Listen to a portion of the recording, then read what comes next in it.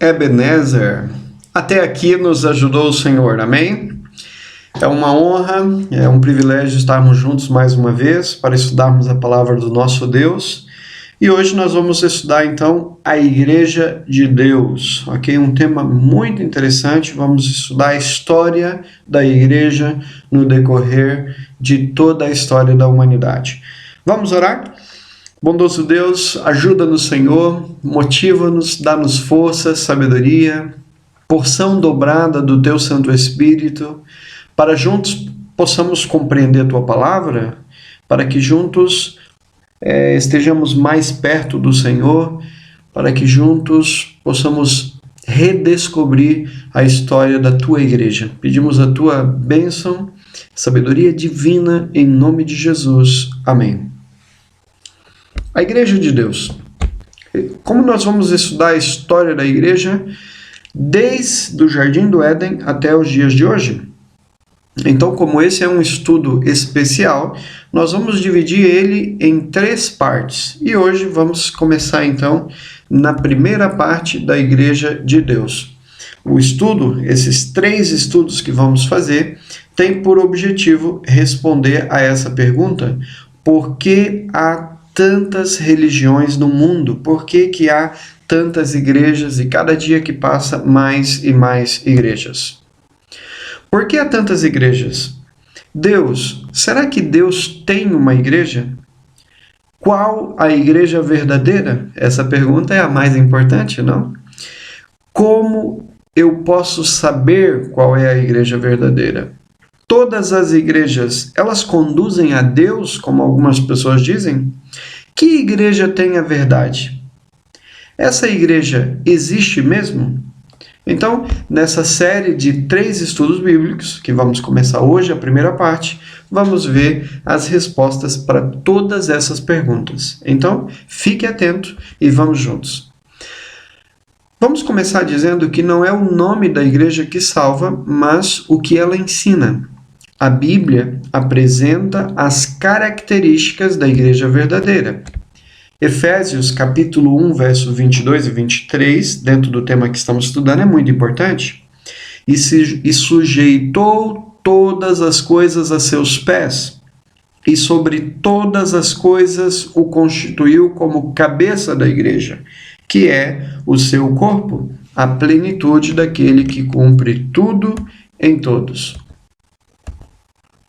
Efésios 4, verso 4 a 6, a palavra de Deus é muito clara. Há um só corpo e um só Espírito, como também foste chamados em uma só esperança da vossa vocação. Um só Senhor, uma só fé, um só batismo, um só Deus e Pai de todos, o qual é sobre todos, e por todos e em todos vós. Há uma só igreja, há uma só fé. A igreja verdadeira segue as verdades da Bíblia. Atos, capítulo 20, verso 28 diz: atendei por vós e por todo o rebanho sobre o qual o Espírito Santo vos constituiu bispos, para pastoreardes a igreja de Deus, a qual ele comprou com o seu próprio sangue. Igreja, em grego, eklésia, tem um significado. Igreja significa chamado. Essa expressão usada em relação a um grupo que reúne-se através da prática de convidar as pessoas para um encontro. A Igreja de Deus foi estabelecida no Jardim do Éden. Quais foram os 2 primeiros membros da Igreja de Deus? Adão e Eva. Gênesis 1, 27. Criou, pois, Deus o homem, a sua imagem. A imagem de Deus o criou, homem e mulher os criou. A Igreja de Deus, ela aumentou e no tempo do dilúvio ela quase deixou de existir. No dilúvio só permaneceram na Igreja de Deus Noé e sua família. Vejam só, aqui talvez é importante fazer um comentário. Nem todas as pessoas que entram na igreja, elas permanecem da igreja. muitos, infelizmente, muitos apostatam, muitos deixam os caminhos do Senhor, abandonam a fé, e no tempo do dilúvio, praticamente todos deixaram a fé, deixaram de acreditar em Deus, deixaram de ir à igreja. E só permaneceu na igreja de Deus Noé e sua família. Gênesis 6, verso 8. Noé, porém, achou graças aos olhos do Senhor. Continuou com Abraão. A igreja de Deus continuou com Abraão. Gênesis 15, versos 5 e 6. Então o levou fora e disse: olhe agora para os céus e conta as estrelas, se as pode contar. E disse-lhe: assim será a tua descendência. E creu ele no Senhor e imputou-lhe isto por justiça. Nós vemos que os verdadeiros membros da igreja de Deus se relacionam com Deus, têm fé em Deus, andam nos caminhos do Senhor e fazem a vontade de Deus. A igreja de Deus continuou com Moisés e com o povo de Israel no deserto. Êxodo 3, verso 6. Eu sou o Deus de teu pai, o Deus de Abraão, o Deus de Isaque e o Deus de Jacó. E Moisés escondeu o rosto, porque temeu olhar para Deus. Êxodo 3:10.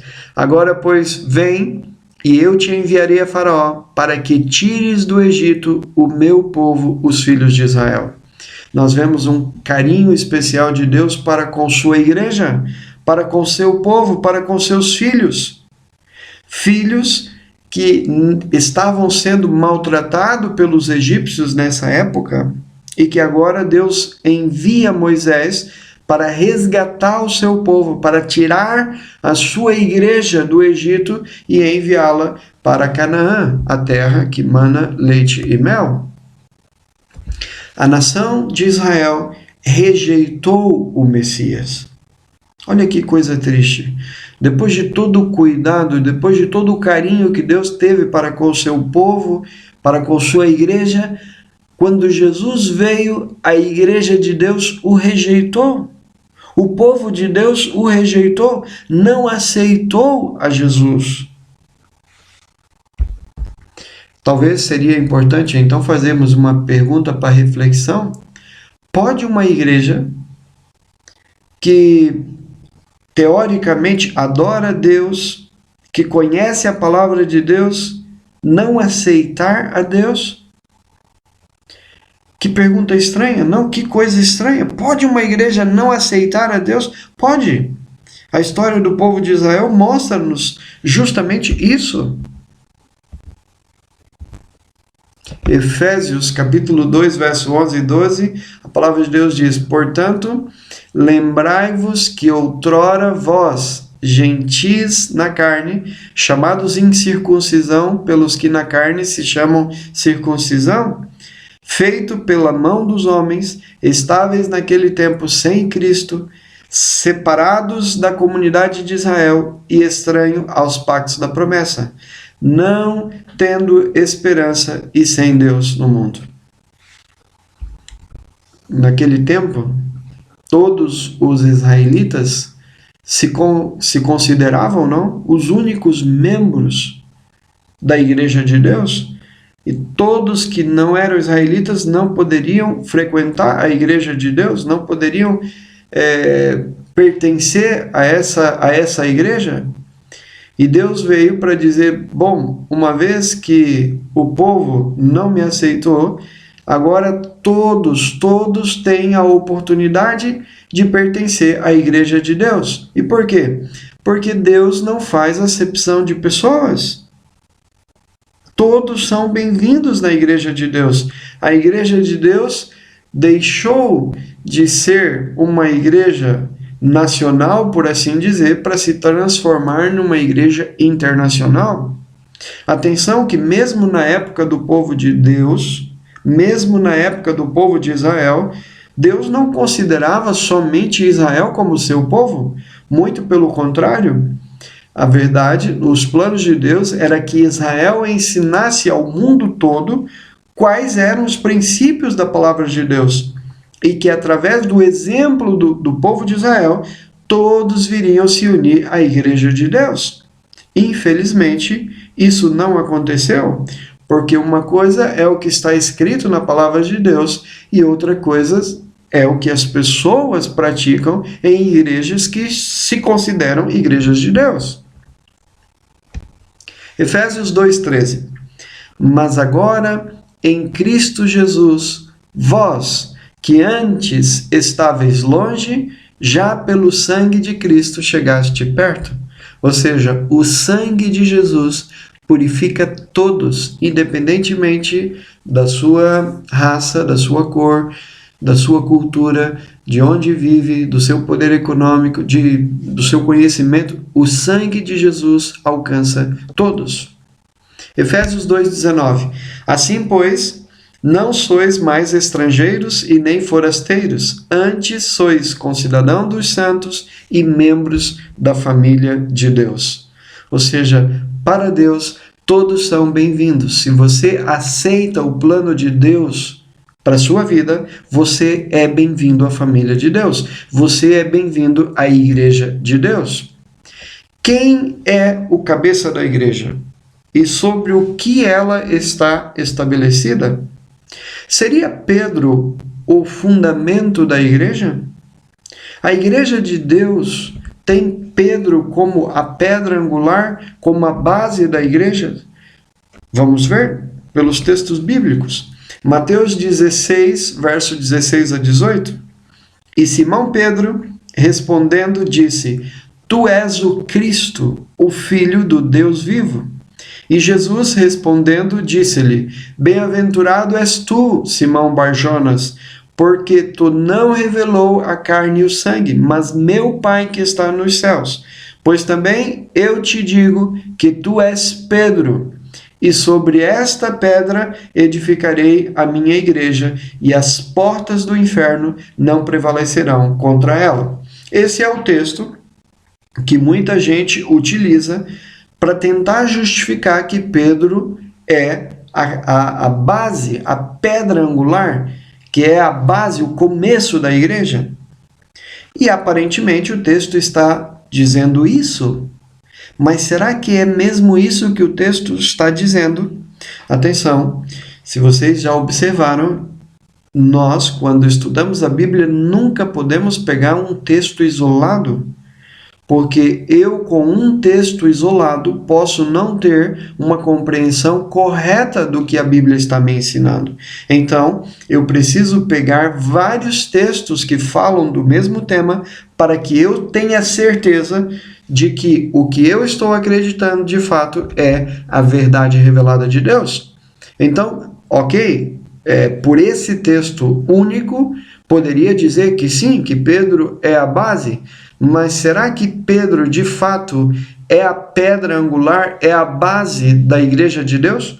Vamos ver mais alguns textos. Antes, uma pequena explicação. Pedro, aqui está o nome do Pedro em grego, ok? Tem um significado. Pedro é um fragmento de rocha. É uma pedra movível. Em outras palavras, Pedro, o significado da palavra Pedro tem que ver, sim, com pedra, ok? Mas é fragmento. Pedra movível, como se fosse pó de pedra ou pequenas pedras. E quando o texto bíblico no original diz sobre esta pedra, a palavra pedra, que é usada no original ali, no grego, tem um significado, é uma rocha. É uma massa sólida de pedra imovível. Veja bem que não é o mesmo significado da palavra Pedro. E agora vamos ver Mateus 16, verso 18. Pois também eu te digo que tu és Pedro, e sobre esta pedra edificarei a minha igreja, e as portas do inferno não prevalecerão contra ela. Vejam só o que Efésios capítulo 5, 23 fala sobre esse tema. Porque o marido é a cabeça da mulher, como também Cristo é a cabeça da igreja, sendo ele próprio o Salvador do corpo. Cristo é a cabeça da igreja, sendo ele próprio o Salvador do corpo. Mais um texto bíblico. 1 Pedro, capítulo 2, versos 6 e 7. Eis que põe em Sião uma principal pedra angular, eleita e preciosa, e quem nela crer não será confundido. E assim, para vós, o que credes, é a preciosidade, mas para os descrentes, a pedra que os edificadores rejeitaram, esta foi posta como a principal da esquina. Meus amigos, de quem é que está falando esse texto? Quem foi rejeitado? Esse texto evidentemente está falando de Jesus. A pedra angular, a verdadeira base da igreja é o próprio Senhor Jesus. E você pode estar dizendo, mas olha, esse texto não é assim tão claro. Vamos ver outro? Vamos ver outro. Efésios capítulo 2, verso 20. Edificado sobre o fundamento dos apóstolos e dos profetas, sendo o próprio Cristo Jesus a principal pedra da esquina. Não poderia ter texto mais claro que esse? A pedra principal, a rocha angular, a que sustenta a igreja, não é Pedro, é Cristo. Edificado sobre o fundamento dos apóstolos e dos profetas, sendo o próprio Cristo Jesus a principal pedra da esquina. Outro texto, 1 Coríntios 3, verso 11. Porque ninguém pode lançar outro fundamento além do que já está posto, o qual é Jesus Cristo. Meus amigos, eu não sei se vocês estão percebendo. Perceberam só a diferença? Quando nós estudamos um texto isolado ou outro, eu posso chegar a uma conclusão equivocada.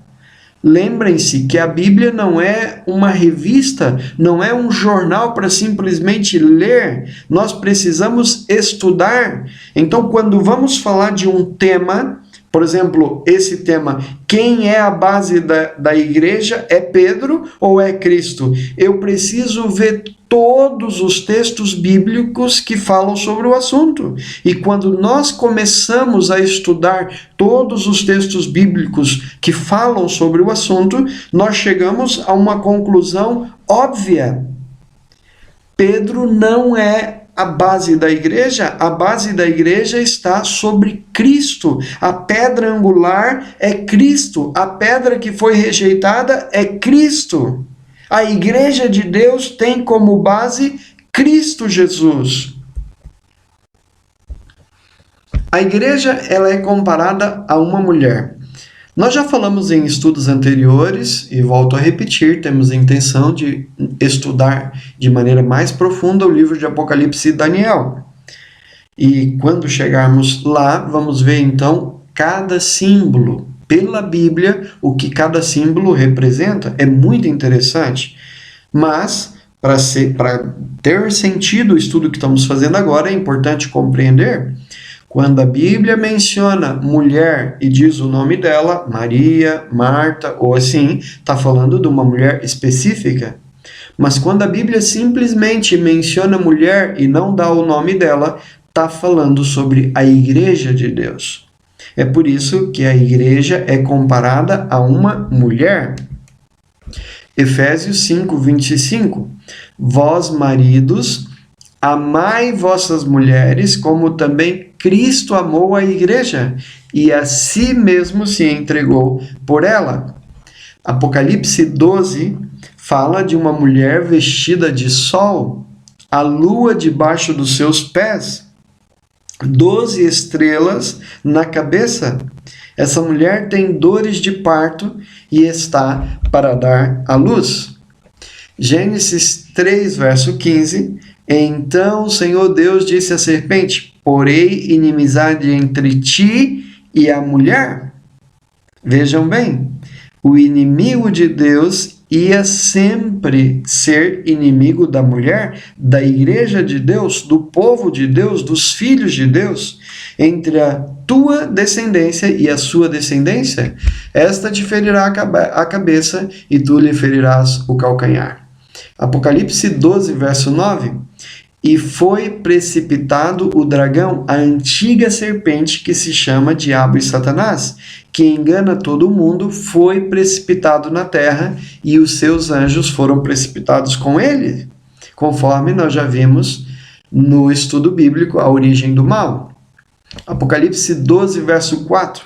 E o dragão parou diante da mulher que estava para dar à luz, para que, dando ela a luz, lhe devorasse o filho.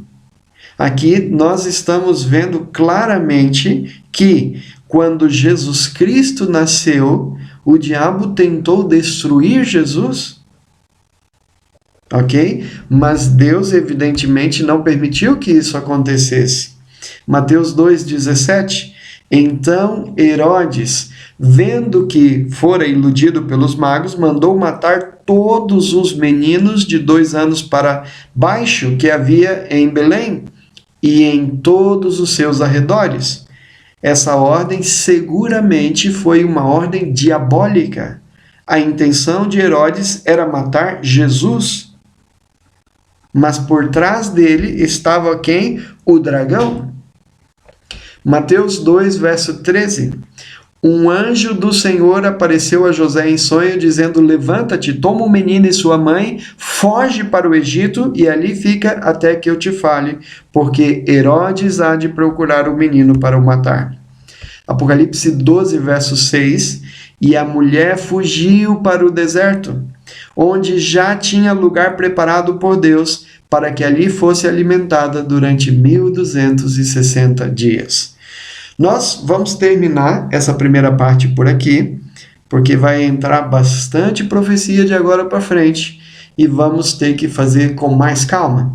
Meu desejo é que você continue conosco, que o Senhor Deus te abençoe, que você mesmo vá investigando a tua Bíblia, vá separando textos bíblicos que falem do tema, para juntos aprofundarmos no conhecimento e no relacionamento com Deus.